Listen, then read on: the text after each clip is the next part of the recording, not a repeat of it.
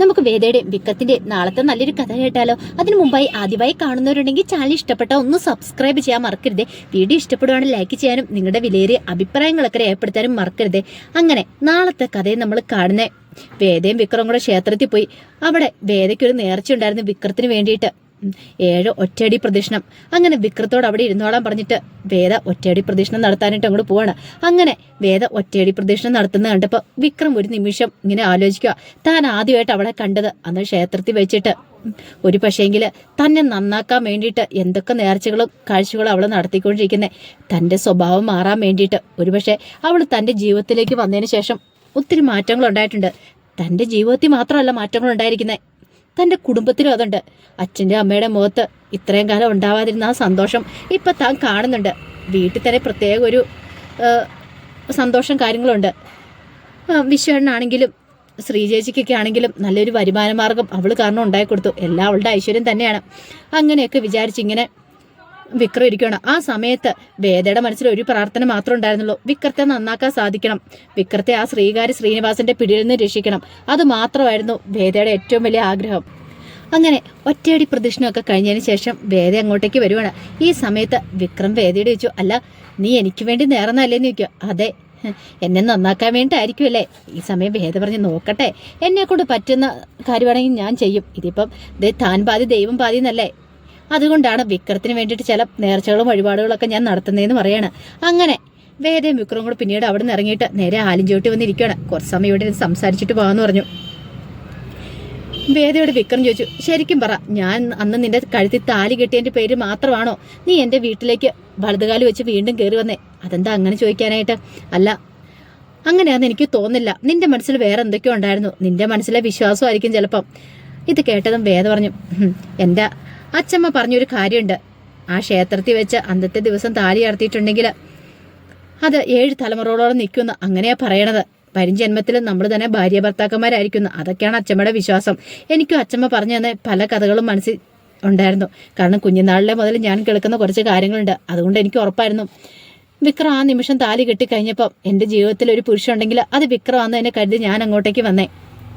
ഇത് കേട്ടതും വിക്രം പറഞ്ഞു, അതൊക്കെ ഒരു വിശ്വാസം അല്ലേന്ന് ചോദിക്കുകയാണ്. ആയിക്കോട്ടെ, വിശ്വാസം ആയിക്കോട്ടെ, പക്ഷെ എനിക്ക് എൻ്റെതായ ഒരു വിശ്വാസമുണ്ട്.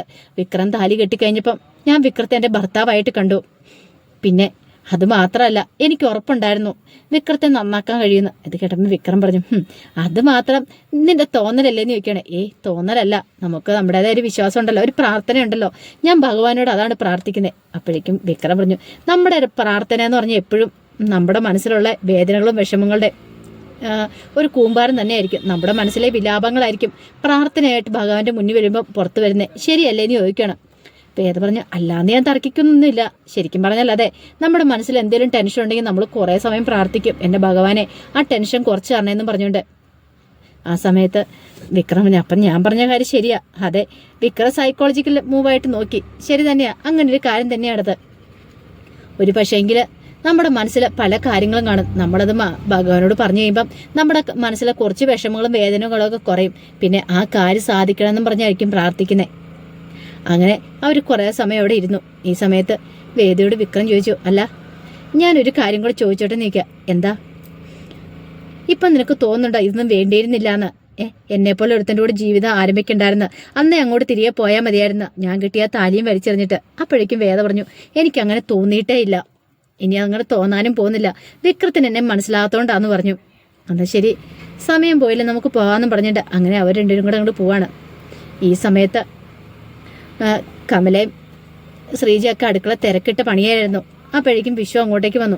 അങ്ങനെ വിശ്വം വന്നിട്ട് കൽപ്പണ്ട് ഓർഡറുകളും കാര്യങ്ങളൊക്കെ എല്ലാം എടുത്തു നോക്കി അതെല്ലാം ശ്രീജയെ ഏൽപ്പിക്കണം. എന്നിട്ട് പറഞ്ഞു, കുറച്ച് ഓർഡറും കൂടെ ചോദിച്ചിട്ടുണ്ട്, പക്ഷേ അതിനി കുറച്ച് പണം കൂടെ വേണം, കാരണം മല്ലിയും മുളകും എല്ലാം മേടിക്കണമല്ലോ, അതിന് കുറച്ച് പൈസയും കൂടെ വേണമെന്ന് പറയണം. അത് കേട്ടപ്പോൾ ശ്രീജ പറഞ്ഞു, അതിനിപ്പോൾ എന്ത് ചെയ്യും, അതാ ഞാനും ആലോചിക്കണേന്ന് പറയാണ്. അത് കേട്ടുകൊണ്ട് കമല എങ്ങോട്ടേക്ക് വന്നു. കമല വന്നു കഴിഞ്ഞപ്പോഴത്തേനും കമല വെച്ച്, എന്താ ശ്രീജ? അപ്പോൾ ശ്രീജ കാര്യം ഇങ്ങനെ പറയണം, കുറേ ഓർഡറും കൂടെ കിട്ടിയിട്ടുണ്ട്, പക്ഷേങ്കിൽ അതിന് കുറേ സാധനങ്ങളൊക്കെ മേടിക്കേണ്ടതുണ്ട്. ഇപ്പോഴത്തെ കണ്ടീഷനിൽ പോയിട്ട് കാര്യമില്ല, 1-2 മെഷീനും കാര്യങ്ങളൊക്കെ മേടിക്കണമെന്നാണ് വിശ്വാസം പറയണേ. നല്ല രീതിയിൽ തന്നെയല്ലേ മുന്നോട്ട് പോയിക്കൊണ്ടിരിക്കുന്നത്. അപ്പം ഇനിയിപ്പം ഇത് മുന്നോട്ട് തുടർന്ന് പോകണമെങ്കിൽ അങ്ങനെ കുറേ കാര്യങ്ങളൊക്കെ ഉണ്ടെന്ന് പറയണേ. എല്ലാം കേട്ടിരുന്നു കമല പറഞ്ഞു, പേടിക്കണ്ട, ധൈര്യമായിട്ടിരിക്കുക, അതിന് നമുക്ക് വഴി ഉണ്ടാക്കാമെന്ന് പറയണം. പിന്നീട് മാഷിനോട് എന്നീ കാര്യങ്ങൾ പറയണം. അപ്പോൾ മാഷ് പറഞ്ഞ് ഇനി പൈസയ്ക്ക് എന്ത് ചെയ്യുമെന്ന് ചോദിക്കുക. അപ്പോഴേക്കും കമൽ പറഞ്ഞു എൻ്റെ കയ്യിൽ വളയുണ്ടല്ലോ, ഒരു കാര്യം ചെയ്യാം, ഒരു വള പണയം വെക്കാം, അതോടുകൂടി ആ പ്രശ്നം തീർന്നില്ലേ. അതുമാത്രമല്ല ഇനിയിപ്പം വിക്രത്തിൻ്റെ കെട്ടുമുറുക്കും കാര്യങ്ങളൊക്കെ വരുന്നുണ്ട്, അതിന് സാധനം മേടിക്കണം, അങ്ങനെ കുറേ കാര്യങ്ങളൊക്കെ ഉണ്ട്. കെട്ടുമുറുക്കം അതിഗംഭീരമായിട്ട് വെക്കാൻ തന്നെ തീരുമാനിച്ചു.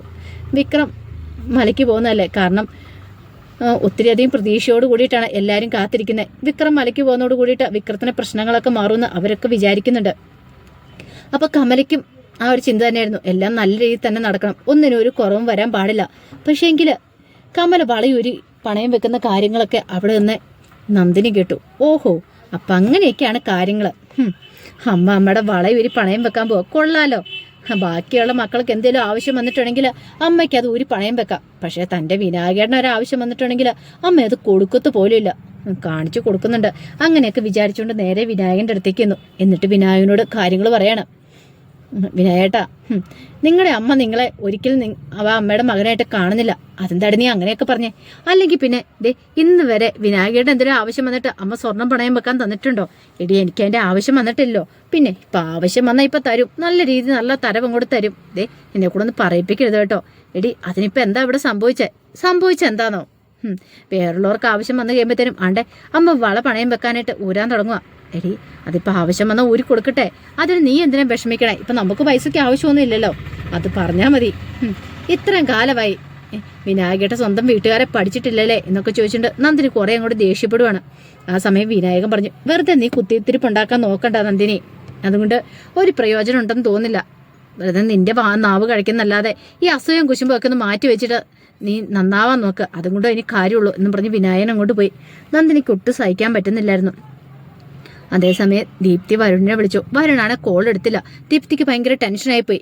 പിന്നീട് ദീപ്തി 2-3 വട്ടം വിളിച്ചിട്ട് വോയിസ് മെസ്സേജ് അയച്ചു, കോൾ എടുക്കുക, എനിക്ക് കാണണം എന്നൊക്കെ പറഞ്ഞിട്ട് വോയിസ് മെസ്സേജ് അയക്കുകയാണ്. ഒടുവിൽ വരുൺ വിളിച്ചിട്ട് ദീപ്തിയോട് പറഞ്ഞു ശരി കാണാമെന്ന് പറയണം. അങ്ങനെ അവർ രണ്ടുപേരും കാണുന്ന സമയത്ത് ദീപ്തി വീട്ടിലറിഞ്ഞ കാര്യത്തെക്കുറിച്ചൊക്കെ പറയണേ. എല്ലാം കേട്ട് കഴിഞ്ഞപ്പോൾ വരുൺ പറഞ്ഞു, ഇനി ഞാൻ കാരണം നിന്റെ ജീവൻ നശിച്ചെന്ന് വേണ്ട, ഒരു കാര്യം ചെയ്യാം, ഞാൻ മാറി തന്നേക്കാന്ന് പറയണം. അപ്പോഴേക്കും ദീപ്തി ചോദിച്ചു, മാറിത്തരാനോ?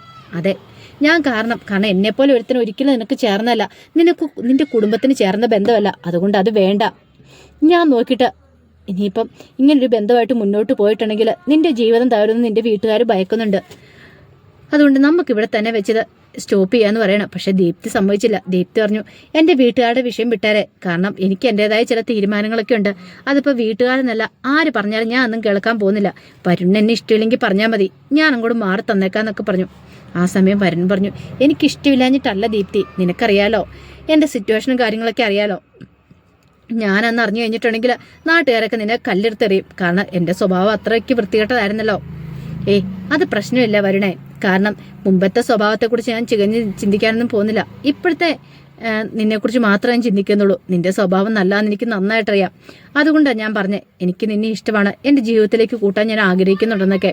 അതെല്ലാം കേട്ട് കഴിഞ്ഞപ്പം വരുൺ പറഞ്ഞു, ഇനിയിപ്പം എന്താണെന്ന് വെച്ചാൽ നിനക്ക് തന്നെ തീരുമാനിക്കാം, കാരണം നാനാ വശത്തുനിന്നും നല്ല പ്രഷർ ഉണ്ടാകും ഈ ബന്ധത്തിൽ നിന്ന് പിന്മാറാനായിട്ട്. ഞാൻ ഇനി കൂടുതലായിട്ടൊന്നും പറയുന്നില്ലെന്ന് പറയണം. ദീപ്തിക്ക് നല്ല സങ്കടം ഉണ്ടായിരുന്നു, എന്തായി തീരും എങ്ങനെയായി തീരും എന്നൊക്കെ ഓർത്തിട്ട്. ഒടുവിൽ ദീപ്തി പറഞ്ഞു, അതെ ഇനിയിപ്പോൾ എന്തൊക്കെ സംഭവിച്ചെന്ന് പറഞ്ഞാലും എൻ്റെ വീട്ടുകാർ എതിർത്താലും വരുണൊന്ന് വിളിക്കുവാണെങ്കിൽ ഞാൻ ഇറങ്ങി വരും. അതെന്തുകൊണ്ടാണെന്ന് വരുണറിയാലോ, എനിക്ക് വരുണ നല്ല വിശ്വാസം ഉള്ളതുകൊണ്ട് മാത്രമാണ് പറഞ്ഞു. അത് കേട്ടപ്പോൾ വരുൺ പറഞ്ഞു, വേണ്ട, അതിൻ്റെ ആവശ്യമില്ല, കാരണം വീട്ടുകാരെ വെറുപ്പിച്ചുകൊണ്ട് ഒരു കാരണവശാലും അങ്ങനെ ഇറങ്ങി വരേണ്ട കാര്യമൊന്നുമില്ല എന്നൊക്കെ പറഞ്ഞ് വരുൺ ദീപ്തിയെ സമാധാനിപ്പിച്ചു. പിന്നീട് കുറേ സമയം അവരോട് ഇരിക്കുന്നുണ്ട്. പിന്നീട് ശ്രീകാന്ത് വാസവനെ കാണാനായിട്ട് പോകുന്നുണ്ട്. അങ്ങനെ വാസവനെ കണ്ടിട്ട് വരുണും ദീപ്തിയുമായിട്ടുള്ള ബന്ധത്തെക്കുറിച്ചൊക്കെ പറയണം. എന്നിട്ട് പറഞ്ഞു, ഒരു കാര്യം ഞാൻ പറഞ്ഞേക്കാം, എൻ്റെ പെങ്ങളെ അവളുടെ ജീവിതം തകരാനായിട്ട് ഞാൻ ഒരു കാരണവശാലും സമ്മതിക്കില്ല. എൻ്റെ പെങ്ങളെ എനിക്ക് വേണം, അറിയാലോ അവളുടെ ജീവിതം നിങ്ങളുടെ മകനുമായിട്ട്, കാരണം നിങ്ങളുടെ മകനെക്കുറിച്ച് എനിക്ക് നന്നായിട്ട് അറിയാവുന്നതുകൊണ്ടാന്നൊക്കെ പറഞ്ഞു. ഇത് കേട്ടതും വാസവൻ പറഞ്ഞു, അതെ അവൻ്റെ സ്വഭാവം എനിക്ക് നന്നായിട്ടറിയാം, പക്ഷെ ഒരു കാര്യമുണ്ട്, അവൻ അങ്ങനെ ഒരു കാര്യം ആഗ്രഹിച്ചിട്ടുണ്ടെങ്കിൽ അവൻ എന്താഗ്രഹിച്ചാലും ഇന്ന് വരെ സാധിച്ചു കൊടുത്തിട്ടുള്ളൂ, അതുകൊണ്ട് എനിക്കത് സാധിച്ചു കൊടുക്കാതിരിക്കാൻ പറ്റില്ലെന്നൊക്കെ പറയണം. ഒടുവിൽ ശ്രീകാന്തും വാസവനും തമ്മിൽ വെല്ലുവിളികളൊക്കെ നടക്കുന്നുണ്ട്. അപ്പോൾ അതിൻ്റെ വിശേഷങ്ങളൊക്കെ കാണാൻ പോകുന്നത്. ഇനി എന്തായി തീരുമെന്ന് അറിയത്തില്ല. ആ വിശേഷങ്ങളൊക്കെ നമുക്ക് എല്ലാവർക്കും കാത്തിരിക്കാം കേട്ടോ. ഒരിക്കൽ കൂടി എല്ലാവർക്കും ശുഭരാത്രി നേർന്നുകൊണ്ട് നിർത്തുന്നു. നന്ദി.